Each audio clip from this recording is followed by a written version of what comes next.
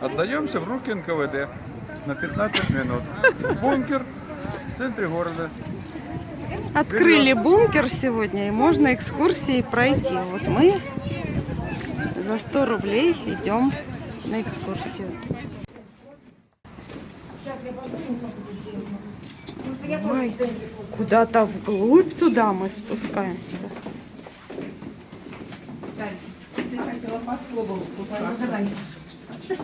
Проходите, меня тут хотят запечатлеть. Ага. Давай я немножко полезу. Да что тут на фоне этих стен? Такая труба, Давай я тут оглянусь, готовься. Готовься. Чего ты так? головой бейтесь об стол. Да, какие-то тут прям катакомбы. Да, прям катакомбы конкретные. Глянь, тут прям. А вы боялись вот туда лезть? Да. Вас это бедно.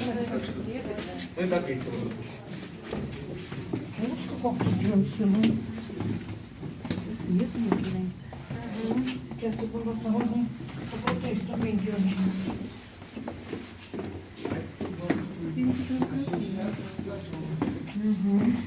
Спускаемся вниз. Мы смеемся, с первым взносом зашло больше, чем вышло. Куда люди делись? О, тут сколько много. Ну вот сейчас будет напряженно, надо было все-таки еще дождаться. Да. Самое большое помещение в бункере.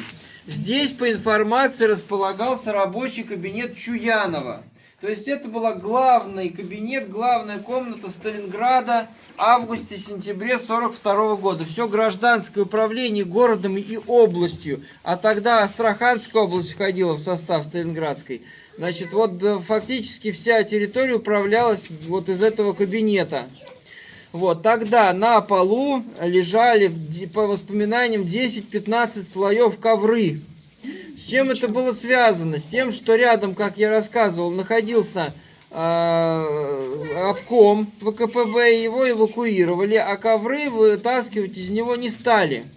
И, вернее, вытащили, но не увезли никуда. И вот их сюда притащили, и они тут как толстый торт такой 15-слойный, легли вот эти ковры. Очень комфортно было находиться в помещении, потому что в бетонном мешке жить несколько недель без выхода достаточно некомфортно, а ковры вот они так оживляли. Значит, здесь было все освещение на таких плафонах построено. Значит, это единственное уцелевшее здесь стекло. То есть все остальные собратья попадали и разбились. Это единственная стеклянная вещь, которая уцелела. Вот можно благодаря этому видеть, представить, как выглядело здесь в те времена освещение вентиляции, которая спасала бойцов, когда их выкуривали немцы. Как она работала? Значит, сверху подводят вот эти две зеленые трубы. Это воздуховоды. Они сейчас отрезаны, но когда-то они уводили куда-то далеко, и выходы были засекречены. Ну как засекречены? Просто из стены дома торчит какая-то труба. Естественно, в условиях боевых действий никто не будет разбираться, что это за труба такая. Значит, далее. Стоит здесь боец и крутит ручку.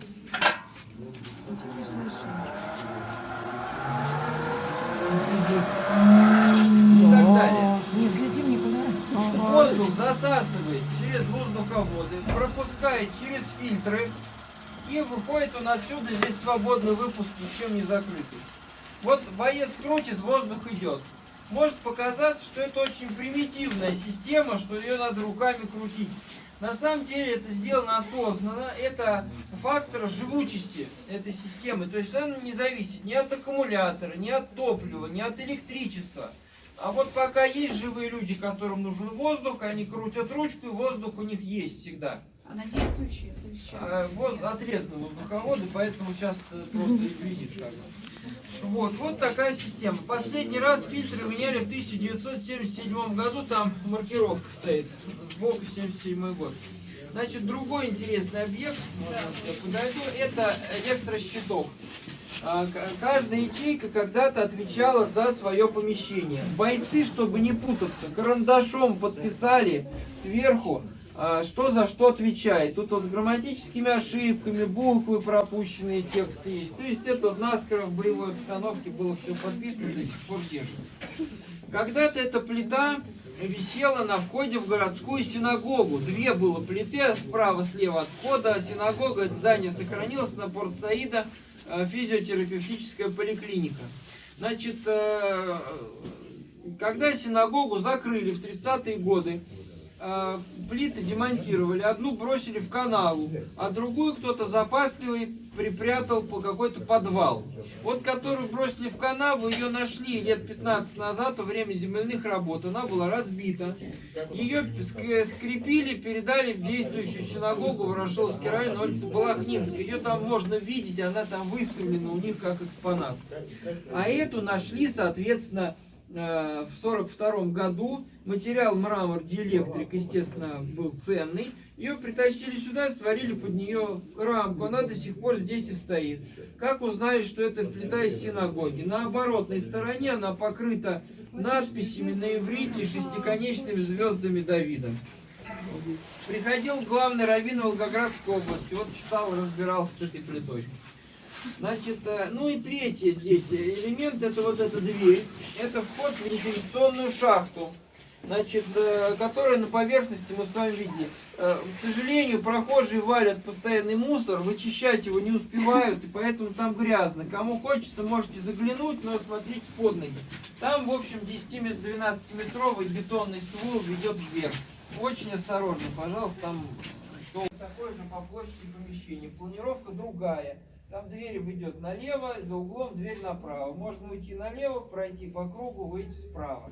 Вероятно, там находились технические службы, потому что сохранились кабинки, как у связистов, и надпись «Оперативный дежурный», металлическая табличка на стенке. Вот, ну, откуда взялась вода, естественно. Вопрос, почему ее раньше там не было. Дело в том, что уровень грунтовых вод в Волгограде, в центре, очень сильно поднялся с послевоенных времен. Царицын, Сталинград до войны был весь на оврагах. Сплошные были мостики кругом. Эти овраги еще до революции начали засыпать, но особенно активно этот процесс пошел после войны, когда почти весь центр засыпали, везде поставили сверху тяжелые дома, и воду грунтовую, которая текла по дну оврагов, где-то постоянно, где-то сезонно, начала расталкивать во все доступные полости под землей, и в центре произошел общий подъем грунтовых вод. Есть у нас Элеодоров или Святодухов монастырь на улице Невской, под ним 4-этажные дореволюционные катакомбы. Огромные ходы, может 2 машины разъехаться внутри. Вот. Верхний ярус лежит на глубине 8 метров. Вот их исследовали ультразвуком. Оказалось, что все 100% объема заполнены грунтовой водой. Вообще полностью заполнены. Осторожно, головой. Вот. Ну вот так вот поднялись грунтовые воды вообще глубоких таких подземельях, которые фирмами настроили. Убрать, конечно, воду можно, но очень мощная течь, поэтому ее замазывать бессмысленно. Это нужно внешний дренаж класть, но это большая реконструкция. Когда-нибудь, наверное, она произойдет. Вот. В 2007 году музей «Панорама» хотел сделать здесь филиал небольшой свой. И вот они положили эту плитку, побелили стены, покрасили все эти металлические конструкции, но выяснилось, что здесь очень нездоровый температурно-влажностный режим для экспонатов, он сильно перепады влажности дает периодически, и экспонаты здесь долго не проживут. Поэтому даже уже сделали ремонт, были вынуждены отказаться от этого плана. И вот с 2007 года здесь такая зависла пауза. Вот, поэтому пока здесь просто такое помещение. Над головой висят баки под воду. Значит, когда-то они имели сообщение с городским водопроводом. Час X, когда водопровод отрубает, в баках остается около тонны воды. Вот эти емкости где-то 200-220 литров бочка, там 4, там 5 висит. То есть около тонны воды здесь сохраняется в запасе. То есть здесь как минимум коротенький замурованный ход, вот он где-то здесь есть, это точно. Вот. Ну а другие ходы неизвестно. Вообще есть много легенд, что он сообщался с бункером армейским в пойме Царицы. Это, честно говоря, маловероятно, потому что в условиях войны такие сложные инженерные коммуникации никто бы не стал прокладывать. Но дело в том, что даже просто воспоминаниями не подтверждается ничьими. Ну Ни да. немцами, ни нашими. И наши тут сидели, получается, 10 дней никуда не могли выйти. И немцы тут сидели, тоже никуда не свалили. Да, ну, легенд много ходит все равно, поэтому... Ну, просто, я так думаю, если бы что-то было, так, наверное... Наверное, бы где-то... Ну, эвакуационные выходы как минимум 1-2 где-то заложены. И третий ярус. Вот. Ну, оригиналы в панораме. Вот, но они тоже уже пожелтели, видите, обсыпались многие. То есть они плохо живет бумага здесь.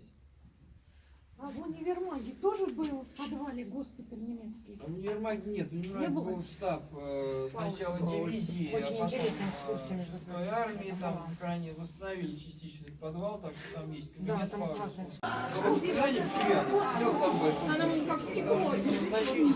Видите воду, да? Иди посмотри, вода чистая. Ну, чего ж, В любом случае, у них температура выше нуля. Да, там очень, она никогда не Можно замерзает. водолазом проплыть и посмотреть, куда что видно. Там уже Нет, откачивали. когда откачивали, ходили. То есть я там лично ходил. Какая вода Здесь прозрачная, там правда. откуда идет, но бьет из пола, сильная очень струя, ее заделать невозможно. Это родник какой-то. Да, да. Прикольно. Не наполняется, она же уходит. Но периодически наполняется. Вот доходил в августе прошлого года до верхней ступени. А потом же она что-то ушла. Да и Да. сейчас родник, если бьет, то есть приток-то есть, Ну, значит, значит, есть это уходит, да. Значит, А зимой тут было тепло, да? Вот? Зимой здесь, ну вот сейчас мы фактически зимой здесь тепло. Зато в июле, когда с жары сюда заходишь, ощущение, что тут кондиционер работает на полную мощность. Все такое старинное. в 1943 году. Там еще окошечко, да?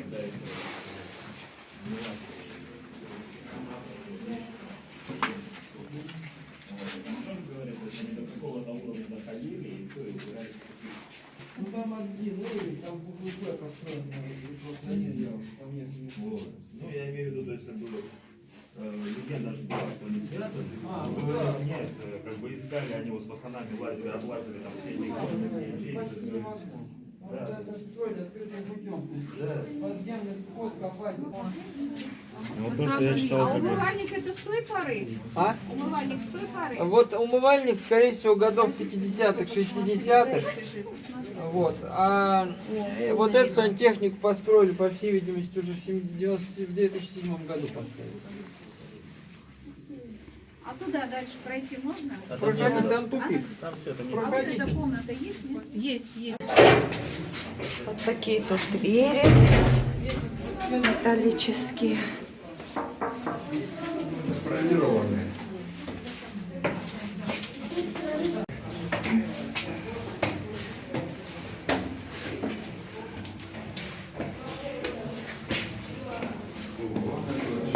Ты в ту сторону пошел, Олег? Ты направо?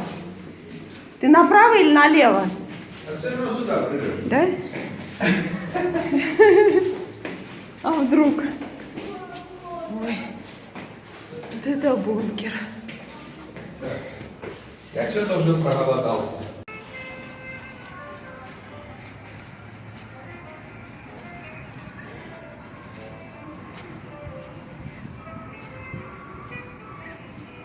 Ну да, я прочитаю.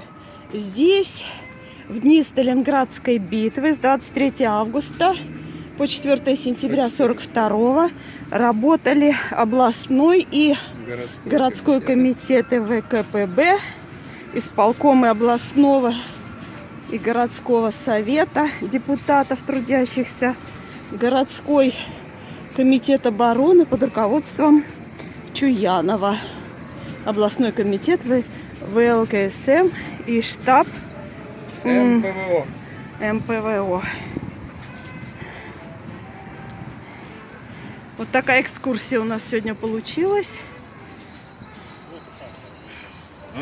Мы сейчас находимся около бункера НКВД, так называемого, из которого проводилось управление обороной Сталинграда в период с 23 августа по 14 сентября руководителем обороны Чуяновым.